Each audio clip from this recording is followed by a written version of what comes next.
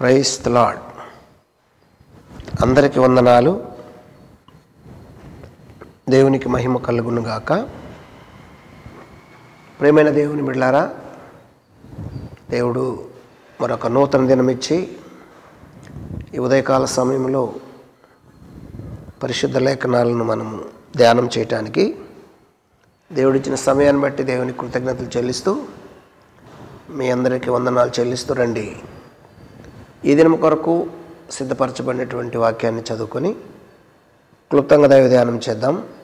మత్తయి సువార్త 26వ అధ్యాయము 26వ వచనాన్ని చదువుకుందాం. వారు భోజనము చేయుచుండగా యేసు ఒక రొట్టెను పట్టుకొని దానిని ఆశీర్వదించి విరిచి తన శిష్యులకు ఇచ్చి, మీరు తీసుకొని తినుడి, ఇది నా శరీరం అని చెప్పెను. మరియు ఆయన గిన్నె పట్టుకొని కృతజ్ఞతాస్తుతులు చెల్లించి వారికిచ్చి, దీనిలోనిది మీరందరూ త్రాగుడి, ఇది నా రక్తము, అనగా పాప క్షమాపణ నిమిత్తము అనేకుల కొరకు చిందించబడుచున్న నిబంధన రక్తము. ప్రార్థన. పరిశుద్ధుడు, ప్రేమ నమ్మకం కలిగిన తండ్రి యేసు ప్రభువా, వందనాలు, స్తోత్రాలు. చదవబడిన వాక్యాన్ని ఇరిచి నాకు మాకు వడ్డించి నాతో మాతో మాట్లాడి మహిమ పొందమని నిస్మరణ పెంచమని ప్రార్థిస్తూ యేసునామమున అడుగుతున్నాను తండ్రి. ఆమేన్. హల్లెలూయా. దేవునికి స్తోత్రం. హల్లెలూయా. క్రీస్తు ప్రభునందు నాకు అత్యంత ప్రియమైనటువంటి జీవము కలిగిన దేవుని కుటుంబమా, దైవ సమాజమా, దేవుని ప్రజలారా, మరి యేసుక్రీస్తు శరీరమును, యేసుక్రీస్తు రక్తమును మనందరము చాలా గౌరవపూర్వకంగాను మర్యాదగాను మరి మన జీవితాలకు, ఆధ్యాత్మిక జీవితానికి బలము చేకూర్చేది ఏమిటయ్యా అంటే యేసుక్రీస్తు శరీరము, యేసుక్రీస్తు రక్తము. మనం ధ్యానం చేస్తున్నాం. నిన్న కూడా ధ్యానం చేశాం. ప్రభురాత్రి భోజనం యొక్క రహస్యము. ఈ ప్రభురాత్రి భోజనాన్ని నేటి క్రైస్తవ సమాజం ఎలాగ పాటిస్తుంది,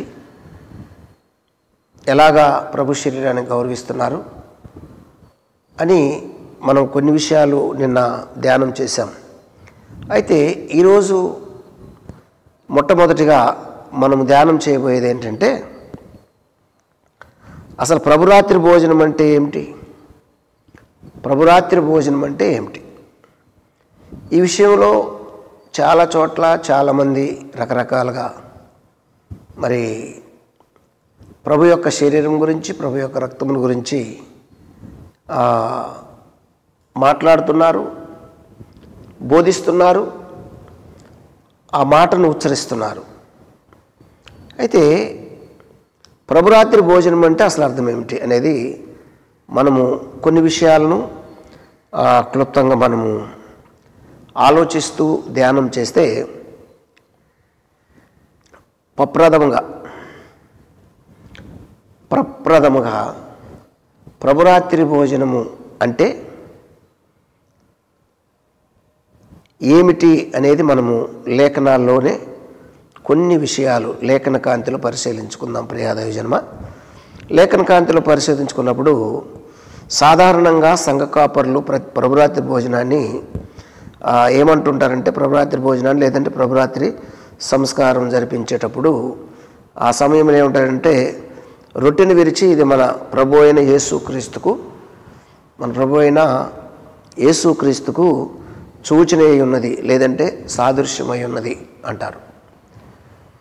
మన ప్రభు అయిన యేసుక్రీస్తుకు సూచనయు లేదంటే సాదృశ్యమై ఉన్నది అని ప్రకటిస్తుంటారు చాలామంది సేవకులు.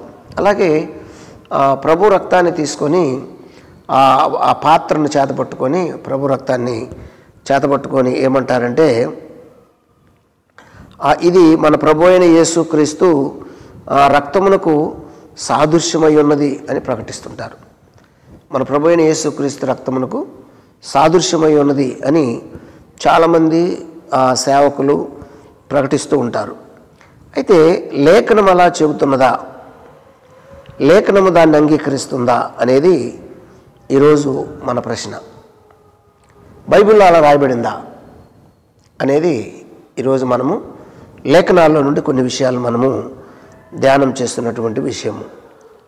లేఖనాల్లో అలాగా పాటించలేదు, అలా రాయలేదు. కానీ ఎవరు ఎక్కువగా ఈ మాటలు వాడుతుంటారు అని మనం గమనిస్తే ఇది ప్రొటెస్టెంటు సంఘస్థులు ఎక్కువగా ఈ భాషను వాడుతూ ఉంటారనేది మనము అర్థం చేసుకోవాలి. ఏమండి, అయితే ప్రభు యొక్క శరీరాన్నేమో ప్రభు శరీరానికి సూచనని బైబిల్లో లేదు, రక్తానికి సాదృశ్యమని బైబిల్లో లేదు. ఏమనుంది బైబిల్ అంటే ఈ విషయాలు మనం లేఖనాల్లో మనం జాగ్రత్తగా పరిశీలించి చూసినట్లయితే మన ప్రభు అయిన యేసుక్రీస్తు చెప్పినటువంటి మాటలు స్వయంగా మనం చదువుకున్నటువంటి లేఖన భాగంలో మన ప్రభు అయిన యేసుక్రీస్తు చెప్పిన మాటలు స్వయంగా ఏమిటి అంటే,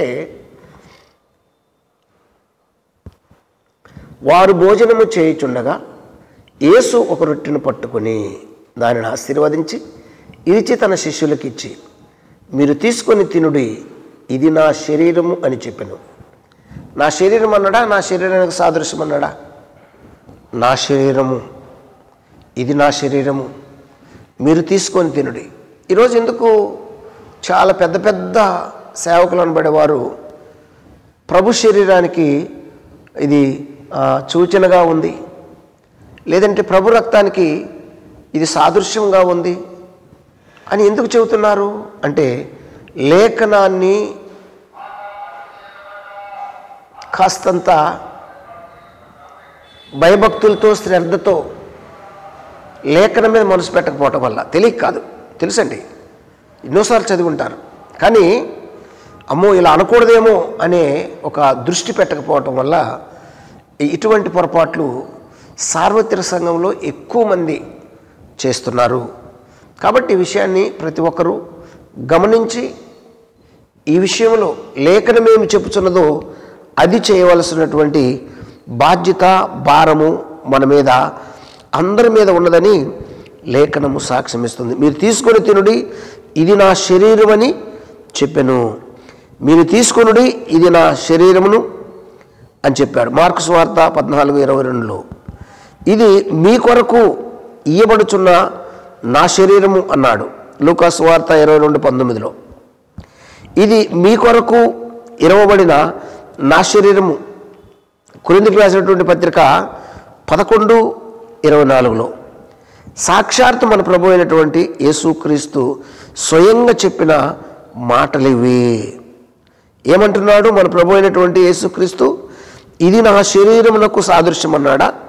అట్లా లేదు, కాదు, ఇది నా శరీరము అన్నాడు. ఏమన్నాడు? ఇది నా శరీరము అని ఇన్ని లేఖనాలు మనకు సాక్ష్యం ఇస్తుంటే మరి ఎందుకు ఇది సాదృశ్యము, లేదంటే దృశ్యము, లేదంటే సూచన, ఇవన్నీ ఎందుకు చెబుతున్నారు అంటే, నేను అనుకుంటున్నాను తెలియక చెప్పట్లేదు, వీళ్ళందరికీ తెలుసు, కానీ అంతగా పట్టించుకోకపోవటం వల్ల, దేవుని వాక్యం మీద అంత శ్రద్ధ ఉంచకపోవటం వలన లేఖనము తప్పు చెబితే దేవుడు కోప్పడతాడేమో అనే ఆ భయాన్ని కాస్త మానేశారని నేను అనుకుంటున్నాను. చూడండి, మొదటి కొరింథీయులకు రాసిన పత్రిక, మొదటి కొరింథీయులకు రాసినటువంటి ఆ పత్రికలో మనకు కనపడుతుంది 11వ అధ్యాయము 24వ వచనంలో, దానిని విరిచి ఇది మీ కొరకైన నా శరీరము, నన్ను జ్ఞాపకము చేసుకొనుటకు దీనిని చేయుడని చెప్పెను. ఆ ప్రకారమే భోజనమైన పిమ్మట ఆయన పాత్రను ఎత్తుకొని, ఈ పాత్ర నా రక్తము వలనైన క్రొత్త నిబంధన, మీరు దీనిలోనిది త్రాగునప్పుడల్లా నన్ను జ్ఞాపకం చేసుకున్నట్టుకే దీనిని చేయడని చెప్పాను. సాక్షాత్తు యేసయ్య శరీరము, సాక్షాత్తు యేసయ్య రక్తము అనే విషయాన్ని మనము అస్సలు మర్చిపోకూడదు ప్రియాదవ జన్మ. అందుచేత మన ప్రభువు ఆ ప్రభురాత్రి భోజనం యొక్క సమయంలో మనము తినేది సాదృశ్యమో లేదంటే దుష్టాంతమో లేకపోతే ఆ దుష్యరూపం కాదు, సాక్షాత్ మన యేసునాథుని శరీరాన్ని భుజిస్తున్నాము అనే విషయాన్ని మనం ఎట్టి పరిస్థితిలో మరిచిపోకూడదు. మన ప్రభు అయిన యేసుక్రీస్తు శరీరాన్ని భుజిస్తున్నామనేది మనం ఎట్టి పరిస్థితుల్లో మరిచిపోకుండా చూడాలి. 10:16 ఒక మాట చూస్తే 10వ అధ్యాయం 16వ వచనంలో, అదే కొరింథీయులకు రాసిన మొదటి పత్రికలో 16వ వచనంలో ఏముందంటే, మనము దీవించు ఆశీర్వాదపు పాత్రలోని తాగుట్లో క్రీస్తు శరీరంలో పాలు పంచుకొనుచున్నాము కదా. మనము విరుచు రొట్టె తినుట క్రీస్తు శరీరంలో పాలు పంచుకొనుటే కదా. ఏమన్నాడు? మనము దీవించు పాత్రలో ఆశీర్వాదపు పాత్రలోనిది త్రాగుటలు క్రీస్తు రక్తంలో పాలు పుచ్చుకొనుటే కదా. మనము విరుచు రొట్టె తినుట క్రీస్తు శరీరంలో పాలు పుచ్చుకుంటే కదా. పాలు పుచ్చుకుంటా అన్నాడా, లేకపోతే సాదృశ్యము దుశ్యరూపం అన్నాడా? కాబట్టి ప్రియ దైవజనమ, ఈ విషయంలో చాలా జాగ్రత్తగా ప్రతి ఒక్కరూ, సాక్షాత్తు ఇది యేసుక్రీస్తు శరీరము, యేసుక్రీస్తు రక్తము, యేసుక్రీస్తు మనకిచ్చినటువంటి ఈ విలువైనటువంటి మన బ్రతుకుకు ఏమంటే సిగురించే మూడుబారిన జీవితాన్ని సిగురింప చేయటానికి ఇచ్చే ఆయన శరీరము, ఆయన రక్తము అని మనం ఖచ్చితంగా పాటించి అనేకులకు ఈ విషయం నేర్పించవలసినటువంటి విషయం ఉంది. భక్తులారా, దైవజనులారా, ప్రభురాత్రి భోజనం యొక్క రహస్యాన్ని ప్రతి ఒక్కరూ అర్థం చేసుకొని ఈ విధంగా లేఖనము చెప్పినట్టు చేయాలని పౌలు భక్తుడు చెబుతున్నాడు, యేసు ప్రభు చెబుతున్నాడు. సాక్షాత్తు లేఖనం ఇస్తున్నటువంటి సాక్ష్యము. కాబట్టి ఈ విషయాన్ని ప్రతి ఒక్కరు గమనించండి. ఇంకా మనము ఈ విషయాల్లో ముందుకెళ్దాము. మనము ఈ కార్యక్రమాన్ని ఇంతటితో ఈ రోజుకు ముగించుకొని ప్రార్థన చేసుకుందామే. పరిశుద్ధుడు, ప్రేమ కలిగిన తండ్రి, నీ శరీరం గురించి, రక్తం గురించి మాకు నేర్పించిన పాఠమును బట్టి మీకు వందనాలు. నీ ప్రజలందరూ అర్థం చేసుకోవడానికి కృప చూపించి భయం పొందమని యేసు నామములో అడుగుతున్నాను తండ్రి. ఆమెన్. God bless you. దేవుడు ముందు దీవించును గాక. ఆమెన్.